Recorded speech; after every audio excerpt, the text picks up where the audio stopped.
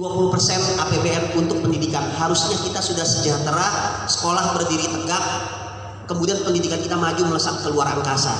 Karena 20% dari APBN. Saya coba berhitung karena sekarang saya belajar politik anggaran namanya. Walaupun benci juga matematika. Dulu itu saya nggak suka matematika karena berpikir nggak ada implikasinya buat hidup saya. Belakangan saya baru nyadar hitung-hitungan penting dalam konteks politik anggaran. Saya coba hitung tuh sambil setengah mati ngitungnya, namanya nggak suka matematika kan, tapi kurang lebih begini datanya. 20% anggaran negara APBN itu 550 triliun. Harusnya kita punya uang 550 triliun dari 20% anggaran. Kemudian publik selalu mengkritik guru, mengkritik sekolah kan gitu ya, mengkritik dosen sebagian, kemudian mengkritik siswa kita tidak tumbuh kembang dengan optimal. Biasanya, ini saya pasti tebakannya benar. Yang dikritik itu mutu lulusan TK, SD, SMP, SMA, SMK, bahkan perguruan tinggi gitu kan. Itu yang dikritik kan. Berarti sasarannya guru dan dosen ya. Saya kaget waktu menganalisis 550 triliun. Ternyata dari 550 triliun, 20% APBN yang masuk ke Kementerian Pendidikan kemudian Ristek hanya 80 sekian triliun. 500 triliun hanya dipakai 80 sekian triliun. Sisanya nyangkut di 20 departemen instansi. Verdi Sambo, kepolisian, itu punya sekolah tinggi ilmu polisi, ngambil 20% anggaran. Departemen Pertahanan Pak Prabowo yang sekarang pendukungnya pada lari ke Anies, ya kan gitu kan ya, punya Universitas Pertahanan, ngambil 20% anggaran. Politisi-politisi pada lari di Unhan, dapat doktor nggak tahu kuliahnya kapan, jadi profesor nggak pernah bikin publikasi karya ilmiah. Sri Mulyani mengkritik pajak kita defisit, dia punya stan, ngambil 20% anggaran. Apakah adil yang dikritik guru sekolah, sedangkan 20% anggaran dibagi ke mereka? Memang kita mau bilang ini kepolisian kacau gara-gara Verdi Sambo nembak Joshua, kan nggak begitu. Tolong Sri Mulyani bubarin stan, dosen-dosennya pecat, APBN kita defisit terus. Emang kita pernah bilang begitu? Tapi mengapa kualitas pendidikan kita tidak pernah mencapai standar PISA? Kurikulum diutak-atik, guru seolah-olah nggak boleh bahagia. Ternyata benar, salah satu masalah Pak, ini mohon maaf saya apa adanya saja bicara.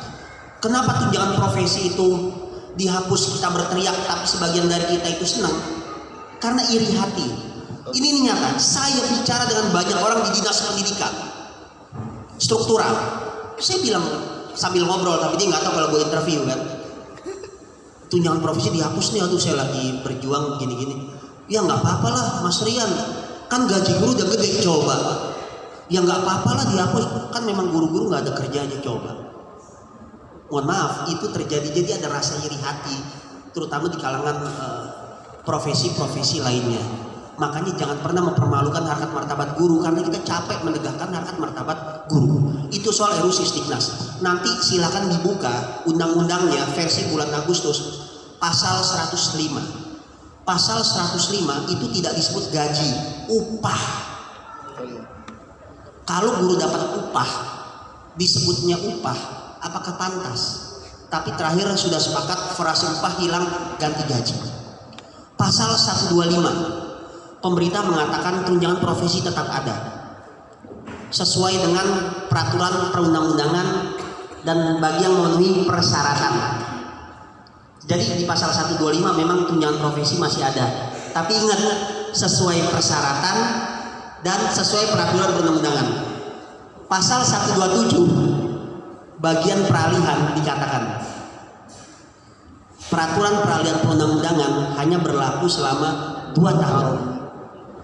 Berarti 2022 kalau kemarin gol 2 tahun 2024. Pasal 129, apabila undang-undang Sisdiknas berlaku, maka undang-undang guru dan dosen dinyatakan dicabut. Undang-undang Sisdiknas 20 dinyatakan dicabut, undang-undang pendidikan tinggi dinyatakan dicabut. Sehingga keprofesian kita hilang, tunjangan profesi tidak bisa dibayarkan lagi. Dan Bapak Ibu harus tahu yang disampaikan oleh Mas Menteri, oleh Pak Nino, Kepala Badan, pasal 125 yang mengatur mengenai tunjangan tetap ada itu diletakkan di bagian peralihan, bukan di batang tubuh. Kalau pasal diletakkan di bagian peralihan, dia sifatnya transisi, hanya digunakan untuk menutup celah hukum dari undang-undang lama menuju ke undang-undang yang baru. Nah, sehingga apabila kita kemarin tidak berjuang, maka 2024 tunjangan profesi akan dihentikan sama sekali. Apakah hanya tunjangan profesi? Tidak. Saudara-saudara kita di daerah terpencil, tunjangan khusus 3T hilang. Para profesor, guru besar, tunjangan kehormatan juga hilang. Tapi ironis, dosen tidak pernah mau ikut dalam satu barisan perjuangan. Sehingga sekarang itu ada sebuah konsep sejarah yang kita bisa pelajari. Oh ya Bapak Ibu, kalau lihat sepak terjang saya di PGRI, saya menggunakan ilmu sejarah sebagai poros dalam perjuangan. Jadi kalau ada orang bilang belajar sejarah gak ada maknanya, saya merasakan, saya milih aksi, tanya Mas Heli, bagaimana saya berpidato, punya visi, belajar dari refleksi masa itu karena pengetahuan saya terhadap sejarah sangat kuat. Saya bikin rilis, bikin tulisan itu konstruksinya sejarah. Jadi sejarah itu saya jadikan sebuah poros dalam perjuangan, the power of history. Percaya tidak percaya Bapak Ibu, ini percaya tidak percaya ya. Saya lupa tuh mau ngomong apa tuh tadi tuh. Serius lupa mau ngomong. Nah, itu sejarah saya jadi poros gerakan Bapak Ibu. Nah, saya bilang begini dalam perjuangan undang-undang Sistiknas waktu itu kan. Apabila kita pasrah terhadap keadaan, maka nggak akan ada perubahan. Tapi apabila kita berjuang akan ada perubahan, walaupun dua kemungkinan Pak. Bisa gagal, tapi bisa berhasil. Tapi orang yang memulai berjuang akan ada perubahan. Tapi kalau tidak berjuang, tidak bergerak, tidak akan perubahan sama sekali. Dan tidak ada pilihan. Nah, jalan itu yang kemudian kita pilih. Di mana kekuatan sejarah dalam membuat sebuah kerangka berpikir? Ada kekuatan sejarahnya. Yang pertama, Bapak Ibu sekalian, ternyata yang namanya tunjangan profesi itu sudah direncanakan dihapus dari 2015 ternyata. Jadi skenarionya sudah dibangun dari 2015 melalui Kementerian Keuangan, melalui oknum di Kemendikbud, kemudian melalui Kepala Balitbang, DPR, demi efisiensi APBN. Demi efisiensi APBN. Sehingga mereka merasa guru jumlahnya banyak, kemudian merepotkan APBN. Dan guru orangnya manut, tidak pernah melawan. Nah, itulah kenapa guru selalu menjadi sasaran tembak. Sejarah saya gunakan untuk pisau perjuangan, untuk analisis terkait konstruksi masa lalu. Nah, itu satu soal undang-undang Sistiknas. Kemudian sekarang itu masalahnya adalah 1,6 juta guru yang belum PPG, gitu ya. Ada nggak yang belum PPG 1,6 juta guru? Buat apa diputihkan PPG? Hari gini minta diputihkan. Sedangkan sebagian dari kita dapat sertifikat pendidik berjuang, portofolio, PLPG. Nah, untuk apa diputihkan? Suka jalan tol demi sertifikat pendidik, oke. Tapi apakah setuju Anda dapat sertifikat pendidik? Ini bagi 1,6 juta guru dalam jabatan. Dapat sertifikat pendidik diputihkan, tapi tunjangan profesinya dihilangkan. Nah, itu kan si malakama. Makanya kalau kita PGRI sih fair-fairan aja berjuang. Apa sih yang diminta PGRI? 1,6 juta guru dalam jabatan di PPG-kan semua. Lewat apa? Kuotanya ditambah, gitu kan? Kemudian syarat administrasinya dipermudah. Dan mereka semua melalui portofolio. Jadi 1,6 juta guru itu semua punya sertifikat pendidik dan TPG-nya dapat. Kalau begini kan nggak dapat TPG yang 1,6 juta guru. Dan jumlah mereka lebih sedikit daripada yang mayoritas yang sudah dapat TPG. Nah, jadi persoalan tunjangan profesi itu hanya salah satu variabel. Yang lebih penting adalah keprofesian kita. Gitu ya Bapak Ibu, itu yang RUU Sistiknas Mas ini. Nah, yang kedua, ini soal sejarah ini sekarang nih. Tadi tuh saya lupa, kayaknya keren banget di kepala saya itu saya mau ngomong, tapi akhirnya lupa. Ini lagi ngetren yang namanya kafe di tempat yang rasanya seperti gudang tua. Ini pasti banyak guru SMK. Saya ada di pemerintah pusat, ikut berbagai kebijakan, jadi tahu berbagai perubahan. Jadi begini, dulu saya mencari jawaban Pak Hendro, gimana cara memformulasikan sejarah di SMK. SMK itu muatannya vokasi, ranahnya praksis. Beda seperti SMA, dia ilmu-ilmu normatif, kan gitu.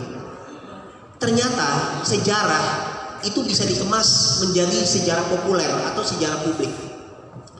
Mas Eni mungkin tahu, karena Mas Eni juga banyak dapat program dari Kemendikbud.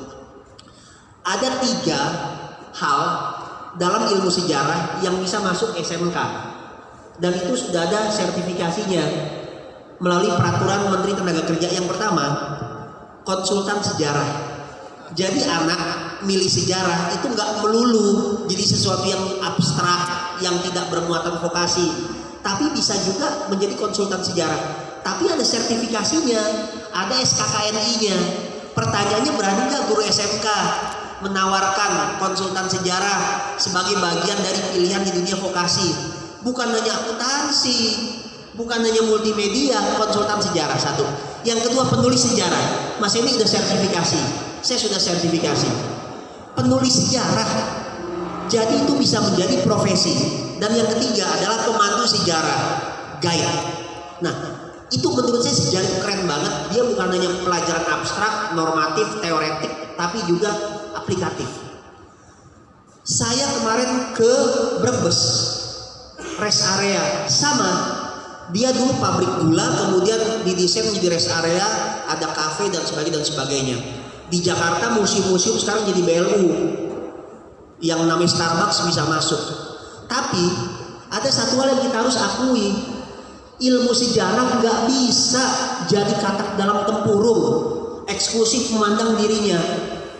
Kita lupa kalau ada temuan seperti benda-benda, batuan, itu bukan kajian sejarah, arkeologi. Tahu nggak kita basic arkeologi tentang batuan, tentang kerangka candi? Ada kafe, kopi, itu ilmu ekonomi, pariwisata, bahkan pembuat kopinya barista. Kemudian kita mau bikin mural-mural, kita perlu bantuan ilmu desain grafis deh rasanya.